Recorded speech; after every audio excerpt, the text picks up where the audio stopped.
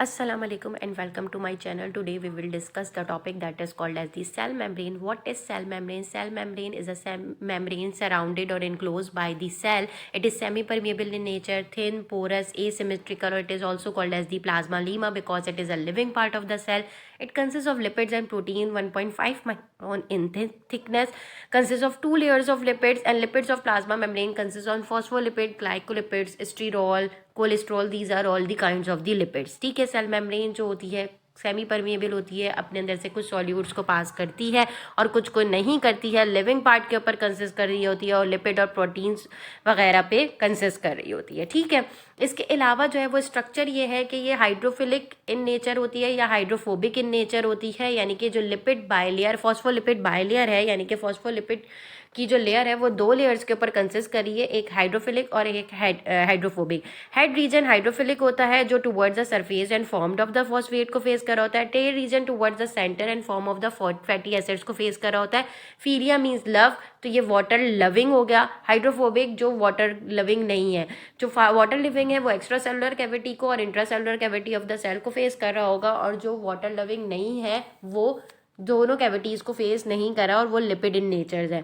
The two non polar ends of phospholipid face each other whereas their polar ends are in association with the proteins or carbohydrate as I told you.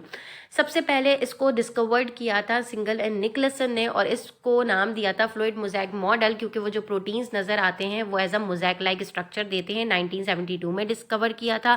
Cell membrane bilayer के ऊपर consist करती है. ये इन्होंने दो postulates दिए थे और उन्होंने कहा था कि ये प्रोटीन जो होते हैं वो फ्लोट करे होते हैं फ्लूइड मैट्रिक्स के अंदर, जैसे आइसबर्ग्स इन द सी में फ्लोट आउट कर रहे होते हैं. तो ये प्रोटीन ऐसे नज़र आ रहे होते हैं, तो इसीलिए उसको मोज़ैक लाइक स्ट्रक्चर का नाम दे दिया या mosaic model, fluid mosaic model का नाम दे दिया इन्होंने. इसके अलावा जो प्रोटीन्स होते हैं वो उन्होंने कहा कि मेजॉरिटी दो टाइप्स के होते हैं, इंट्रिंसिक या एक्सट्रिंसिक. इंट्रिंसिक जो होते हैं वो इनसाइड द मेम्ब्रेन आपको नजर आएंगे पेनिट्रेट हुए हुए, और एक्सट्रिंसिक प्रोटीन एडजेसेंट या outer surface of the membrane में आपको नजर आएंगे like floating the iceberg in the sea. ठीक है, arrangement of lipid non polar end जो होता है वो फेस करा होते हैं एक दूसरे को और polar and towards the surface होते हैं. सेल मेम्ब्रेन की सिग्निफिकेंस ये है कि ये फ्लेक्सिबल इन नेचर है, शेप चेंज कर सकती है. प्रोटीन उसके कुछ एक्स एज एन एंजाइम कर रहे होते हैं खुद ही, कुछ protein as a carrier for active transport कर रहे होते हैं. जो इंट्रिंसिक प्रोटीन होते हैं समटाइम्स ये करते होते हैं. इसके अलावा इलास्टिसिटी प्रोवाइड कर रही होती है, पोरस इन नेचर होती है, that's why it allows some of the solute to pass through them. ठीक है, और इलास्टिसिटी है इसकी नेचर के अंदर जब भी टर्जिडिटी और फ्लेक्सिबिलिटी ऑफ द सेल जो है वो मेंटेन हो रही है. ठीक है, इसके अलावा जो है वो आप बिकॉज उन्होंने कहा कि the protein and lipids of the membrane can move, that's why it can also change the shape. तो ये भी है क्योंकि it is a living in nature, cell membrane living in nature. आपको ये डायग्राम में भी नज़र आ रहा होगा, कुछ इंट्रिंसिक प्रोटीन्स हैं जो पेनिट्रेट हुए हुए हैं. आउटर सरफेस पे जो आपको नज़र आ रहे हैं वो एक्सट्रिंसिक प्रोटीन्स हैं. पोलर रीजन और non polar region easily you can see in this diagram. Polar region is made up of phosphate and the non polar region consist on the lipids. ठीक है, इसकी फिर आपको सेकेंड इमेज नज़र आएगी, वो आपको 3D इमेज आपको ये नज़र आ रही होगी, और इस 3D इमेज के अंदर आपको हाइड्रोफिलिक एंड और हाइड्रोफोबिक एंड इजीली नज़र आ रहा होगा. येलो कलर के आपके हाइड्रोफोबिक एंड हैं जो एक दूसरे को फेस कर रहे हैं.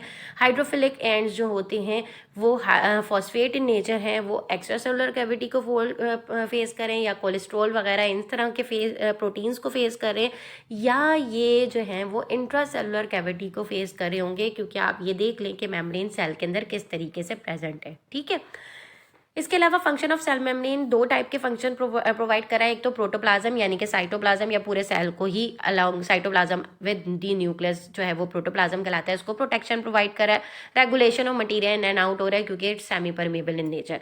ठीक है, दो टाइप की प्रोसेसेस हैं जिससे ये परमेबिलिटी ऑफ द मेम्ब्रेन को मेंटेन करा है, पैसिव ट्रांसपोर्ट और active transport. Passive transport osmosis और डिफ्यूजन के ऊपर कंसिस्ट कर रही होती है. एक्टिव ट्रांसपोर्ट एंडोसाइटोसिस और एक्सोसाइटोसिस के ऊपर कंसिस्ट कर रही होती है. पैसिव ट्रांसपोर्ट जो है वो टाइप ऑफ ट्रांसपोर्ट कहलाती है जिसके अंदर एनर्जी रिक्वायर्ड नहीं होती.